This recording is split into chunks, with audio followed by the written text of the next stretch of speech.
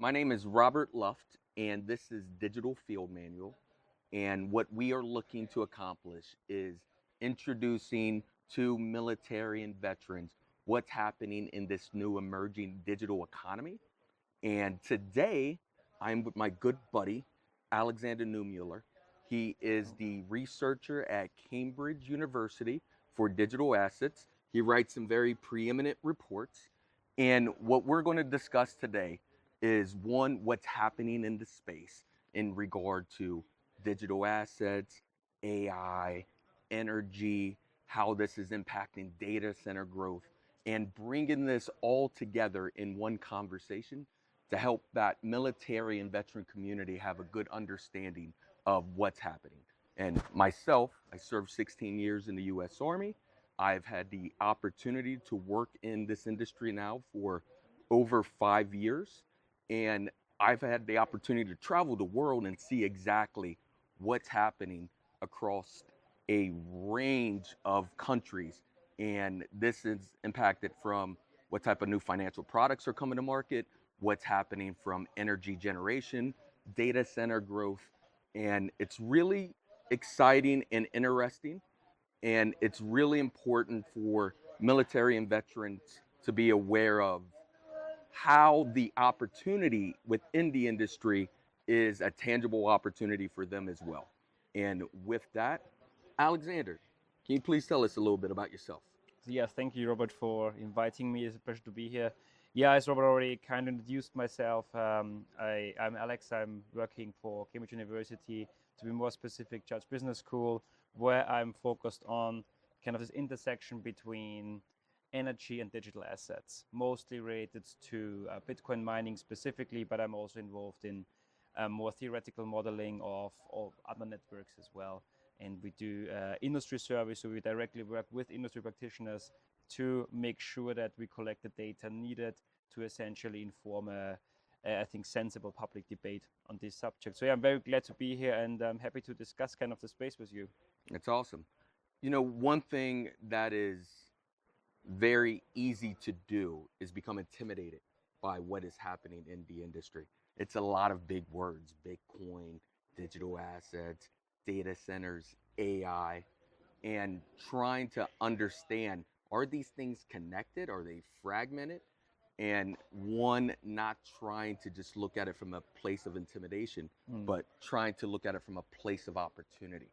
And with your background, having such a deep understanding of the industry and a vast amount of connections within the space as well, how would you kind of summarize what's happening in the digital asset space? Yeah, I think it's a very vast space. I'm not going to spend a lot of time on the origins, but I think it's very important to talk a bit about like does this even exist? It was started with Bitcoin, right? Where I think I mean there are many theories, but at least for myself, it appears that one of the key reasons why Bitcoin emerged was that there was a large group of people that were just not so satisfied with the status quo, and uh, and try to find some alternative means to, for instance, um, this intermediate, or essentially trying to remove traditional financial players, right, that they perceived as possibly not the most credible or the most moral actors. And this is kind of how this industry emerged. And it is quite, if you can imagine, it is quite complicated because you need to imagine you build a system where I can transact with Robert, Robert can transact with me, but ultimately we both need to be sure that essentially my version of records is the same as Robert's, right? Because if we are a group of people, we transact with each other. Who has the source of truth, right? Some people might just write their own things into their version of their records. But ultimately, we all need to agree that there is only one record we all trust. And I think that is specifically where kind of this energy component comes in, because you need to find ways, and this is how Satoshi Nakamoto solved it, find ways to discourage malicious actors to cheat and to, for instance, write some arbitrary number of new coins into their wallet, essentially into their money kind of pocket. And in the case of Bitcoin, originally, nowadays it's a bit more spread. how these kind of disincentivization mechanisms are working. But essentially, very simply, you needed to expand electricity, so you had operating costs, right? You had to pay your electricity bills to essentially participate in the network, and that expanded very significantly, as Robert already said in the beginning. When now we are at the place where we talk about big data centers, we talk about like huge power generations, these companies buying power plants. It's not the original people in their flats mining with their laptops anymore. Right now we talk about significant kind of infrastructure, and that is, I think, where it connects a bit with the purpose of, I think, this series of videos you want to do, where kind of how can this industry possibly be interesting to people who moved then from out of the military and, for instance, into their more civilian life. Yeah, where I find it so fascinating is it's easy for us to think about digital assets as something abstract, when in reality it's tangible infrastructure that this financial products are being built atop of. And just seeing how revolutionary that is from stranded energy, that having these energy resources, say solar panels that may have been placed 10 years ago, but it was hard to connect that energy being produced to the main grid. So now you just have solar panels that may be not having any operation whatsoever. So that was a loss leader. It was a bad investment for utilities and others who may have done this. Where Bitcoin is so fascinating is now being able to put miners directly next to these previously stranded energy assets and being able to generate profitability and energy. And where Alexander is very uniquely experienced is writing the Cambridge Digital Mining Report. And that's the preeminent report in the space. And you having so much connections with miners and hearing about the challenges of mining in these different countries. What has been some of the more unique things you've learned as you've been writing this report? I think one of the most unique experience was actually having the chance to spend a bit more time on writing this report. One of the key aspects I wanted to transport is also educational. So essentially, when you read through this report, and I would recommend possibly reading that as well if you're interested in the space, because it's really starting with, okay, what is Bitcoin? So it starts not at, we talk about basically immediately we switch to the results and all the statistics and all these. I mean, this is part as well, but at the beginning it's really about, okay, getting readers acquainted to the topic. What is Bitcoin? What do we even talk about? Then we talk a bit about specifically this mining activity, right? So what are we actually doing? What are those machines? What do these machines do? I think in a very understandable and very very kind of reader-friendly manner. So you don't need to be an engineer or anything to be able to understand this topic. I really try to write it in a way to make it accessible for everyone. And then naturally, as you progress in your own journey, possibly, and find your own interests, then you might be able to, possibly look into other areas that are possibly a bit more detailed.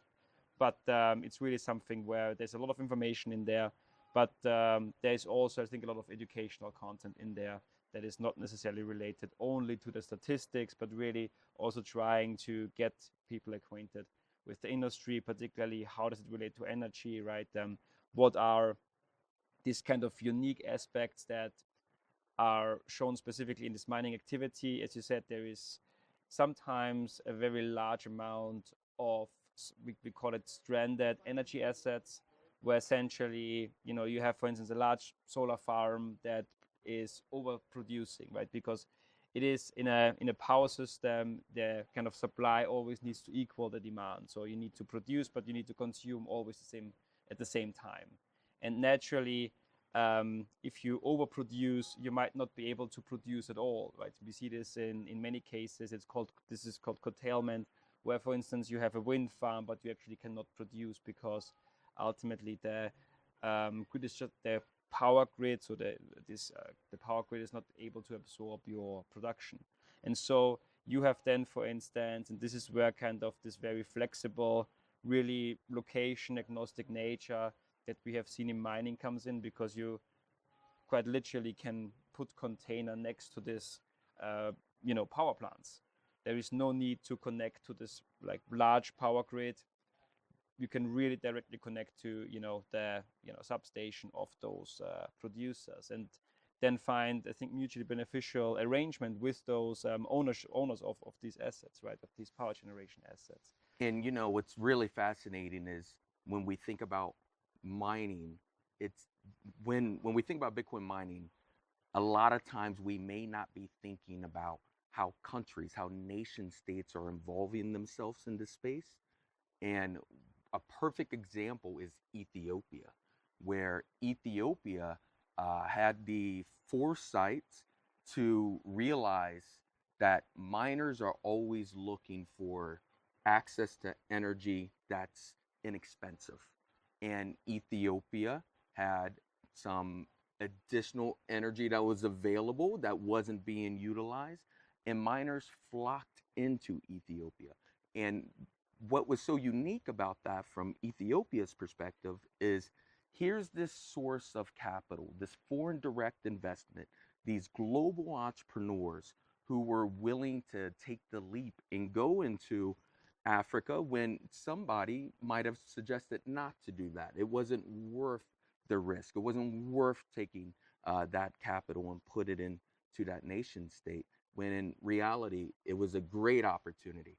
And this is very unique for what Bitcoin provides in terms of opportunities. And when we're thinking about just being those military guys, the veterans who are now looking, how do I get myself involved in this space? Because you may think about only buying Bitcoin, holding Bitcoin, and there may not be enough resources available to do certain things. And when you're also thinking about transitioning from the military into civilian life, where is the opportunities? The idea of what we've been reading in headlines is that AI is just going to have a devastating effect on employment.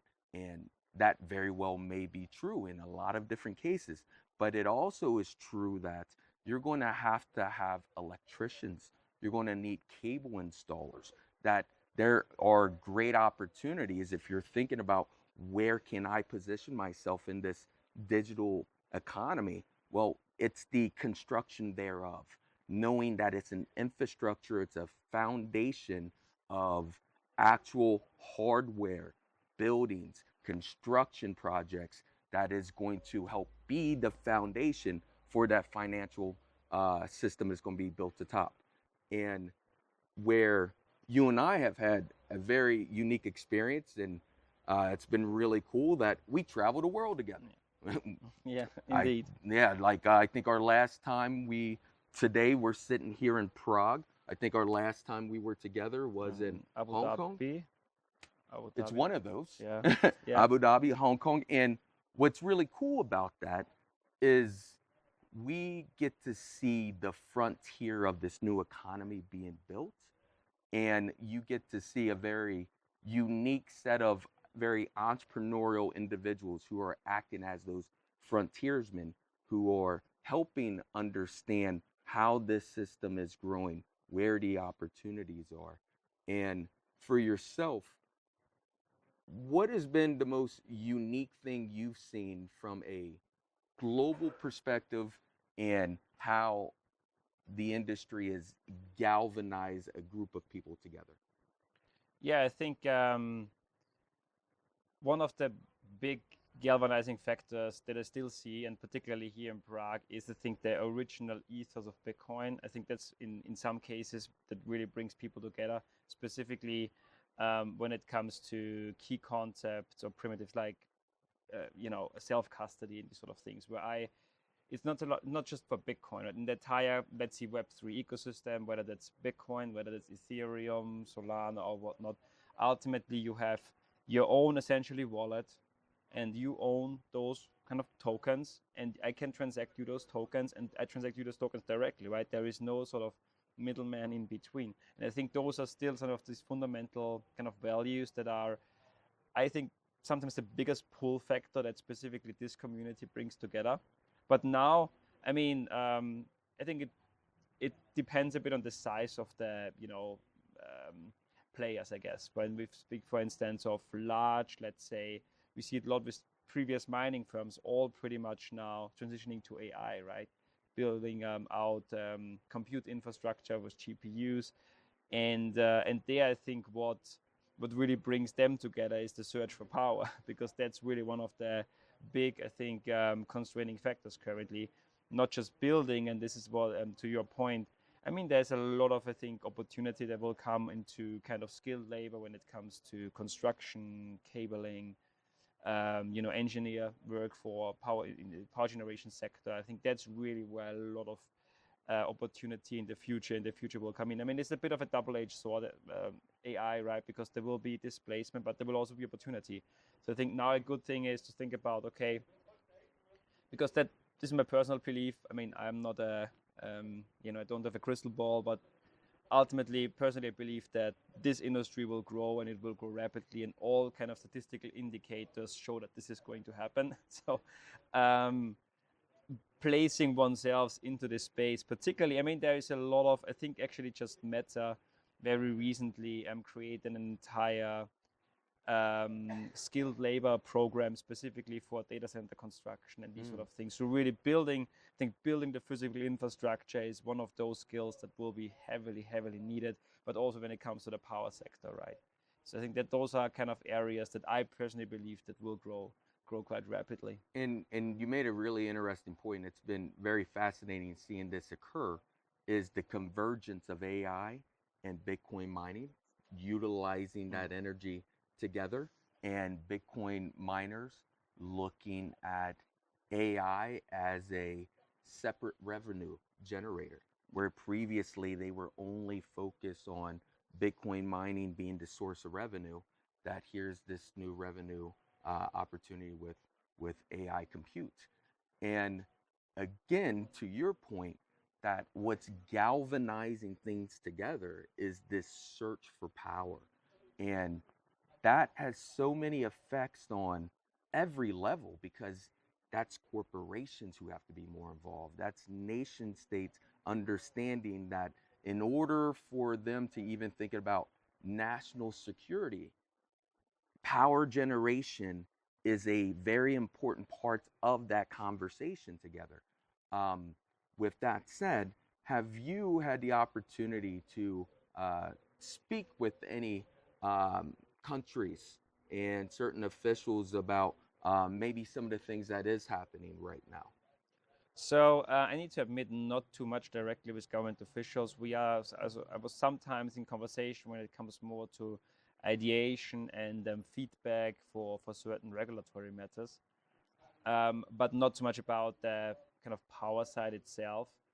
But it is absolutely a topic, right? I mean, in the US, it's definitely a strategic objective. I think the current administration is very clear on power generation being a strategic objective, particularly building out data centers as well. And we see that they monitor generally the AI development very closely. They just gave a notice to Anthropic. I don't know if you've seen this very recently, that they need to essentially, it's called Fable 5, their very new kind of AI model. And there were some security risks essentially, and the administration decided to essentially inform Anthropic that they need to put it down, right? For at least for some time until they have fixed those things.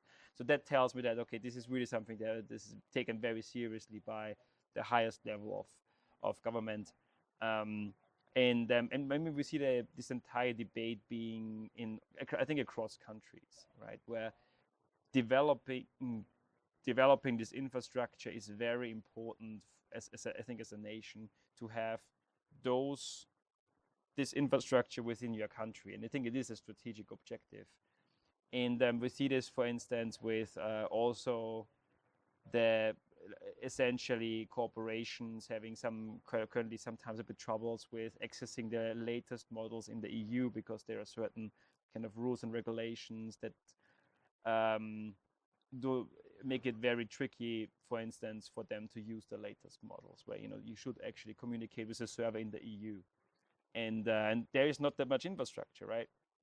Whereas in the US, I think it's more developed, and it's clear that this is a very important, not just from a political side, but specifically also from a commercial side, where you have, I think, all these key players from hardware. You have the power, you have the hardware, you have the data center companies, right? You have the entire stack essentially, from essentially power generation, even exploration, right? If you go even as deeper, when we think about Texas, you have a lot of natural resources there as well, but also naturally wind power, wind energy, and these sort of things.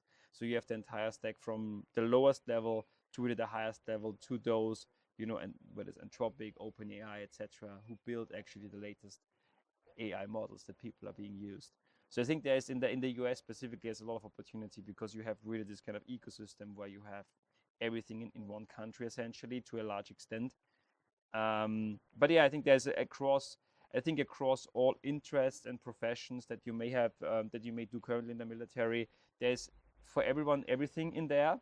But I think the biggest opportunity is more kind of skilled labor, and really kind of building, construction, cabling. I think that's really one of those areas that we see currently where there's a real shortage. I mean, it depends how long this will exist, right? But I think there's a lot of demand to build more of this infrastructure. So I think this will be persisting for quite some time. One thing the US has done extraordinarily well is lead in this space, and leading very specifically with regulation around Bitcoin, very specifically with um, strategic Bitcoin reserves is a big topic of conversation. There is talk at the federal level in the US in terms of the US buying and holding Bitcoin on its balance sheet, that reserve function.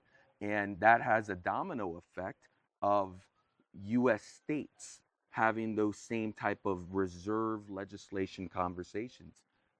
You mentioned Texas. Texas is one of the leaders, regardless of whomever you are. Texas is leading in Bitcoin and Bitcoin mining. My home state of Indiana, there's very early conversations right now about a reserve legislation, and Indiana holding and buying Bitcoin. And have you been surprised at, say, the speed of adoption, that some of the regulation and policies that are now starting to take effect? Um, when it comes to the how quickly this entire, I think, AI-related industry emerged, it was, I think, very surprising. I can still remember it was 2022 when OpenAI published, I think, ChatGPT 3, and it's crazy, it's like 4 years, right? But the progress we made in these 4 years is just, it's just mind-boggling. And this is really one of those things that I'm still very surprised, because it's very hard to grasp kind of the speed of development. It feels like it's just 4 years essentially, but it feels like like a really really long time. And we saw so much improvement there. So in terms of accelerating from a regulatory perspective, I do think there is always a bit of a lag right between innovation and regulation. But regulators definitely, I think, see globally, and this is the public conversations, right, that you can read in all kind of newspapers, etc., that I think AI is a very very high priority item for pretty much everyone. For some more, for some possibly a bit less, right? But it is, I think, definitely be one of those kind of things where we also, from a regulatory side, saw very quick development as well, because it's just out of necessity, right? Because you have the innovation is so quick that at some point, you need to catch up, to some extent at least, right? And make sure to set the right guardrails to limit any sort of really adverse outcomes. I mean, there's examples, right, of you shouldn't be able to get your ingredient list to build a bomb or something, right? So this is not, naturally there need to be some sort of guardrails, and I think we saw this already happening, and quite quickly. So yeah, I think it's generally a very fast-paced environment. There is too much development in all kind of areas, right? And we see a huge need again, from power generation to essentially the need to build new models. You are in a global competition essentially. That's very interesting, right? So you have a lot of countries that are, naturally, I think, have an incentive to house major of some of these kind of major development houses. Um, Given that otherwise, like now, for instance, I mean, I'm an EU citizen, and essentially the US government decided to shut down one of those things that many people in the EU are using as well, right? And there's not much in the EU you can do about it. So if you have those sort of actors, those kind of innovative power horses in your country, I think this is a very, very desirable thing to have. Going back to the point about the convergence of AI and Bitcoin, we spoke about that from a place of energy generation being utilized to power AI and Bitcoin mining. But also, what I find very fascinating is Bitcoin is the internet's native currency. So when we think about AI's continue growth, we have to start thinking about AI from a place of being a buyer. And what would AI utilize more likely in terms of if it wanted to store wealth? It's very possible it's going to choose Bitcoin as it's the native currency of the internet. How do you see like what AI is going to grow into in terms of being a buyer, a consumer itself? Yes, so I think we see already that people are, myself included, for instance, use agents to, you can automatically rent, for instance, GPU power if you need to do certain things. And all of that can happen automatically. So you don't even have to do anything essentially. So that's where those agents act on their own naturally. When you build these systems, you need to be very careful, a lot of security guardrails, right? Because you don't want to have the agents purchasing some random things. We have seen this a lot actually, that people possibly did try to add some security, but not sufficiently, and then if things get out of control, you might end up with a very big bill. But we see it's already that agents are engaging in the economy.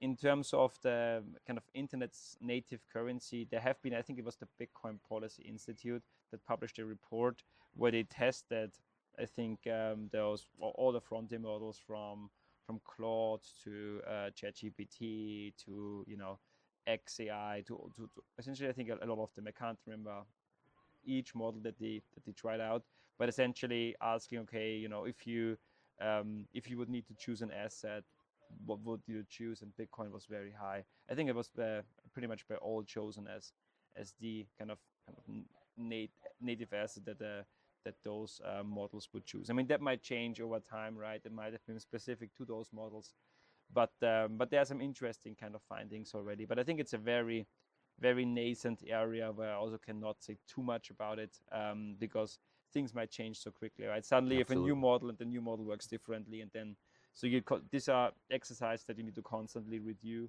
to see kind of. But yeah, I mean, agents engaging in the regular kind of commercial activities and in the economy, I think that's already happening, not to a large extent, but because it's still a very nascent thing. But I believe it will be more and more and more, right? But people possibly outsource a lot of things directly to those tools, and then one important part here is kind of developing, possibly it feels a bit like the bit of the earlier days in the digital asset space, where you could do a lot of cool things, but it also required you to, I think, have a very specific knowledge to build these things. Whereas now in the digital asset space, I think we're at the point where everything the user experience is already, I think, very much advanced, where you can interact with DeFi protocols, and it's not very complicated anymore. So you have the interfaces of the wallets; they are all very, I think, they have very much improved over time as well. And then there is definitely, I think, the chance that we see a same approach with AI as well, where essentially some new startups, etc. They will just abstract the complexity away and enable people to use those things without having to do 5 AI courses or whatnot. So I think we will see a lot of development there too. And where I think AI has a very unique opportunity for the military veteran community is what can AI agents do for you? So for myself, I don't have a coding background, and I've been able to vibe code and create certain websites, create certain programs. And what I think it does is create opportunities for those who are not going to be intimidated by AI, but to utilize it to give yourself certain um, subject matter expertise that otherwise you may not have had. So the chance for you to become more entrepreneurial, to think about how you're going to start that business, these things become a lot more accessible because now there's a tool you can use to help propel yourself forward. And I think that's just the most important thing to understand is these things can, at first glance, be very intimidating. It's very intimidating still even to myself right now because the rate of change is so quick. However, it's very important that we also accept that there's natural advantages there, and being able to put those advantages to work for yourself is extremely important.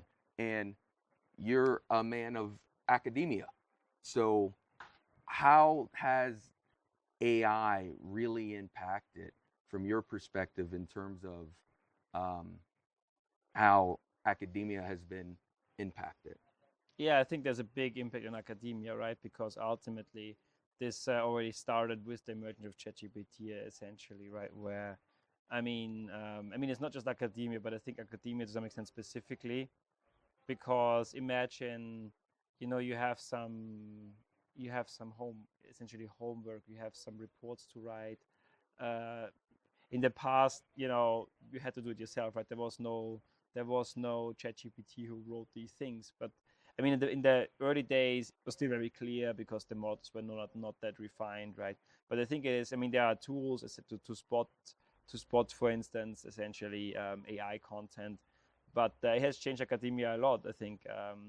Particularly given that you have access to those tools that have this vast amount of knowledge already, if they and then they have the access to the internet, right? So they can then also start searches, spread out, and I think it changed academia a lot. I think from a student's perspective, it can be very rewarding if you use it right, because ultimately, if you read a book, if you learn about something, you have essentially now a 24/7 private tutor that you can ask anything, like whatever you want to know. This most likely they know, pretty sure, right?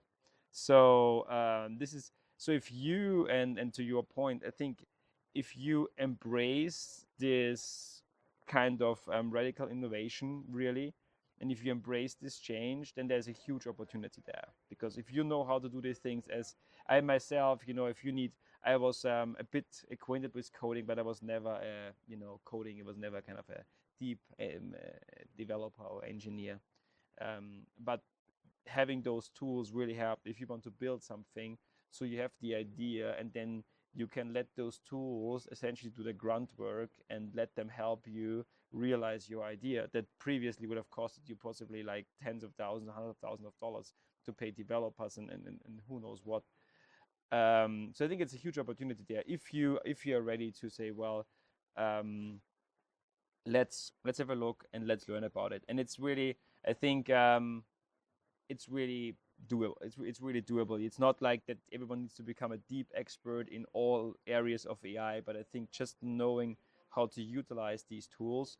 And there is a lot of, for instance, I don't want to say any names or do any promotion, but there are those entities that offer access to these tools, or whether it's ChatGPT, Claude, XAI, or Grok in that case.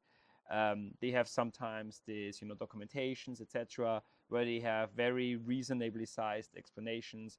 These are kind of 101s essentially, where you can spend a couple of hours and go through, I would say, quite a lot of material that already helps you to familiarize yourself with the topic itself, but also how to utilize these tools. So I think it's a very interesting kind of way to start, and a very efficient way.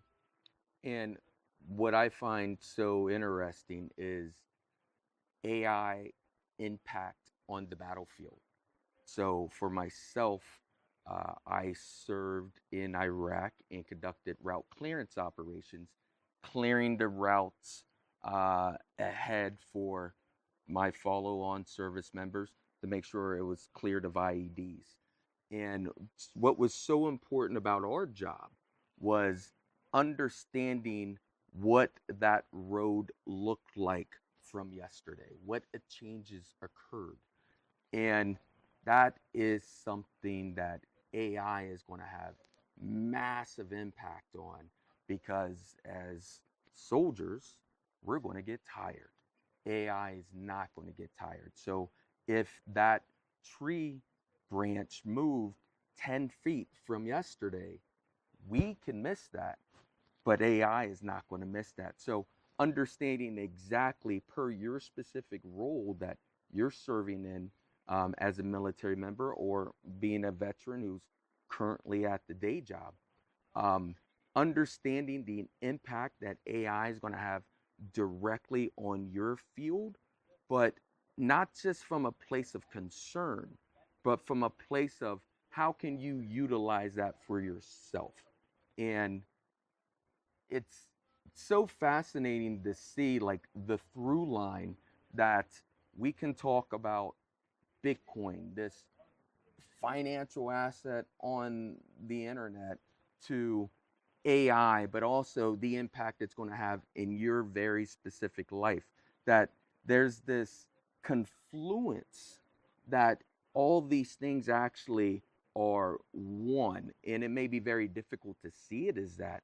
But at the end of the day, I find it easiest for myself to understand these things from a place of infrastructure, that there's something being built, something very tangible.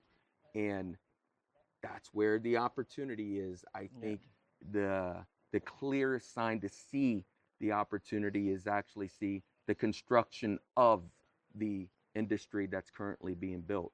And dude, you are one of those guys helping build the industry in a big way.